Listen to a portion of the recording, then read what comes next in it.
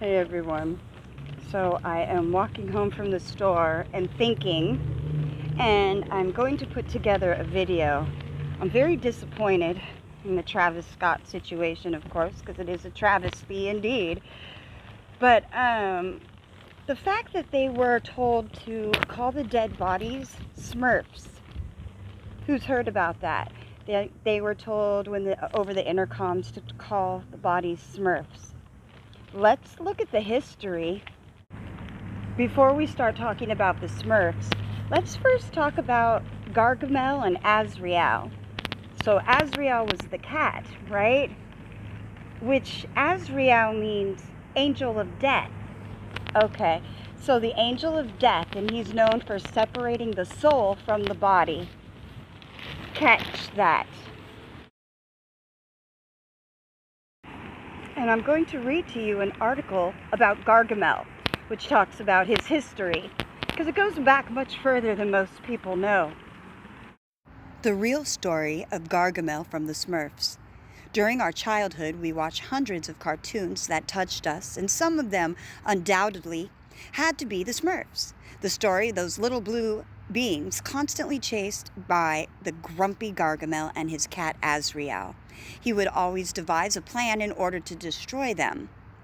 Even though we used to think that Gargamel was the evil sorcerer in the cartoon, you might be surprised to know that in reality, this was very different. There's an obvious reason as to why he used to insist on ending with the Smurfs, and this is because beyond this being good and friendly, our little blue beings are linked with the devil and all his evilness. The true story of Gargamel dates since the 12th or 13th century. He was a well-known priest who became part of the Dominican order and was in charge of carrying out the Inquisition in ancient Europe. Gargamel was born in a small town in Spain and came from a very poor family. He was abandoned at the age of 4 by his own mother, since she didn't have the financial solvency to take care of him. She laid him on a basket at the entrance of a convent, and he was found by the religious men he was adopted by them. Time passed by, and when he grew up, he became a priest of the convent, and he swore to protect his sacred home from any entity or being that tried to do evil to them while helping those most in need. Over the years, all the men who took care of Gargamel from his childhood started to pass away until he finally ended up alone in that huge, almost ruined place. The sadness caused from being alone made him on the verge of insanity. However, he started to feel better when he met the one who would be his new companion for life, a small cat that was wandering around the place looking for food. Gargamel adopted him and called him Azrael. He and the little feline ended up being inseparable until the end of their days. He managed to get ahead, and all his daily expenses were narrated in his book. At the end, this great noble character was the inspiration for different comics and, of course, cartoons like the Smurfs. The curious thing is that this cartoon, Gargamel, is still a priest, but introduced as a grumpy old man who lives inside a church along his faithful cat Azrael to hunt the little blue creatures. Azrael comes from the name Israel, which means what? God's chosen people. Although some others associate this with the name of the angel of death. Yes, and his mission is to help Gargamel destroy any evil doing among those, the Smurfs, who are the 7 deadly sins. And it's very clear which one represents each. See, and I believe it to be both God's chosen people and the angel of death, because Azrael was known to separate souls from the body. So grouchy Smurf represented wrath, greedy Smurf, gluttony, vanity Smurf, pride, hefty Smurf, envy, brainy Smurf, greed, lazy Smurf, sloth, and Smurfette, lust. I wonder why they didn't add Mason Smurf in there, because he's in there. I'll show a picture. An interesting fact is that the family leader, Papa Smurf, is the only member in red attire, which is why he is considered as the devil. Yeah, you guys, the devil. Despite the friendly image of the Smurfs, there's a dark background behind, as they supposedly are malignant spirits from the forest that will bring evil to humanity. And so Gargamel's duty is to protect the world from these demonic entities, and thus throughout the chapters, he persists on catching them. Very different narrative, isn't it, than what most people believe it to be. On full moon Mondays, the Smurfs used to perform rituals and spells to create a new being like themselves. And only through these moon phases could they be able to steal children's souls. La la la la la la la la la la. So next time you watch one of the chapters, remember to not hate Gargamel, as he only tries to defend the world from evilness. I love the fact that they lived in mushrooms. I love the fact that they were magic mushrooms. Amanita muscaria. Yes, drugs, you guys. They lived in drugs. So they were living in a mental crazy dome of a false reality. Another thing that's very telling is that before the Smurfs became a cartoon, it was a strip, like a comic strip. Very interesting. The very first episode was called The Smurfs and the Magic Flute.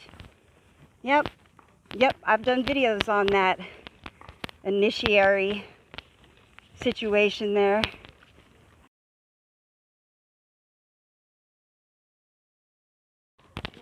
And for those of you who remember, there weren't very many females, now were there? There were actually 2, but the main one that they showed was Smurfette. Sorry, you girls, did you know she was a demon?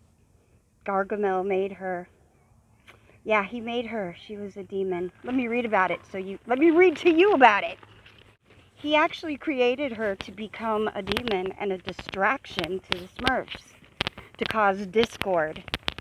Sorry, men. And I'm sorry for any discord I may have caused in my life towards anybody else, too. Although I'm not the Smurfs, but I'm you.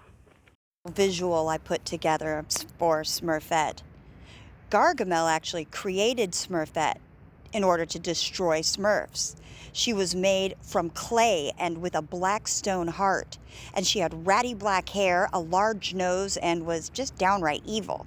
And then what ended up happening was with Papa Smurf, she became the blonde bombshell here that you see when he decided to cast a spell on her. So he cast a spell of love on her, and that changed her to make her into a true Smurf. Did you ever wonder why Papa Smurf was the only one in red? He represented Lucifer. Yeah. So now that we're out of that tunnel, let's do that breakdown on the Smurfs. Not a mental breakdown. We're going to do a rebuild while witnessing their breakdown. Let's talk about the Phrygian hat. Not the friggin' hat, but the friggin' Phrygian hat. Let's talk about that. The Phrygian cap was the cap of liberty. It was worn by the Romans as well as Freemasons during the French Revolution. If anything, the Smurf village was a commune of craft workers, Gargamel, maybe Gilgamesh, representing the old world order or ancient magic. And the Smurfs would represent humanism, except that they're not human. So it has ties to Satanism, unfortunately. Oh, see, right on time. Yeah, you hear it, you guys? You hear it? Yes, ring the alarm. That wasn't the song that goes with it, but close enough.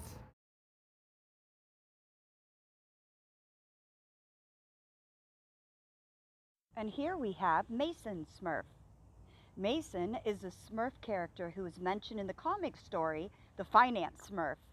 Very befitting, by Miner Smurf, as he is collecting samples of flint that he found in the mines.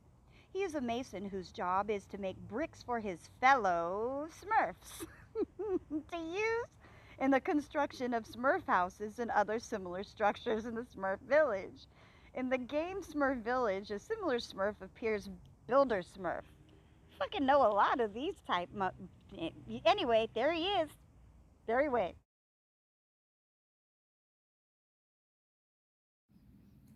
It is definitely interesting that they called them Smurfs, especially considering the black Smurf was infected by being stung in his rear. Didn't see it coming. The black Smurfs. As most of the Smurfs gather to work on the bridge crossing the river to the forest, Papa Smurf spots one of them dozing off and sends him into the forest to cut some logs.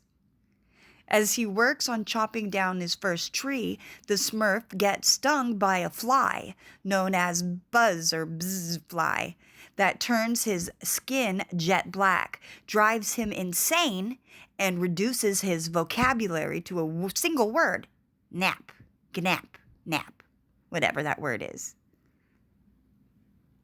Papa Smurf becomes concerned when the Smurf fails to return and sends another Smurf, Brainy, to go find him.